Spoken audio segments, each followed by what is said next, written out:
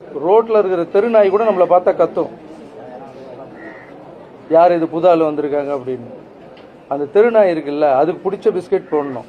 ஒரு சில தெருநாய்ங்கெல்லாம் பார்த்தீங்கன்னா பிஸ்கெட் சாப்பிடாது, பிரியாணி தான் சாப்பிடும், நான்வெஜ் தான் சாப்பிடும். அதுக்கு பிடிச்ச மாதிரி செஞ்சு அதை போட்டு அது நம்மளை கத்தாம பார்த்துணும். ஒரு நாய்க்கோ ஒரு வீட்டுக்கே இவ்வளோ ஆகுதுன்னா ஒரு. வணக்கம் அன்பு உள்ளங்களே, நான் உங்கள் அன்பு வச்சு பேசுகிறேன். வீடியோவை பார்த்தீங்களா? நம்ம லாரன்ஸ் சார்ந்து எந்த அளவுக்கு மக்களுக்கு ஒரு மரியாதை கொடுக்குறாரு பார்த்தீங்களா? அவரை சொல்லி தப்பு இல்லை, அவருடைய தராதரம் தகுதி அவ்வளோதான். கட்சிக்கு வரன்னு தீர்மானிக்கும் போதே இப்படின்னா, கட்சிக்கு இவர் ஆட்சியில் உட்காந்தாருன்னா இன்னும் எப்படி இருக்குன்னு நீங்களே தீர்மானிச்சிங்க. தமிழக மக்களை பார்த்தா திருநாய்க்கு ஒப்பிட்டு பேசுகிறாரு அவர்.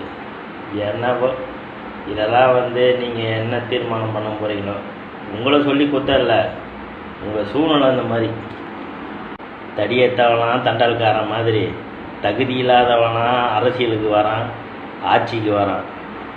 நீங்கள் தான் முடிவு பண்ணி தகுந்த பாடம் கற்றுக் கொடுக்கணும். நன்றி, வணக்கம்.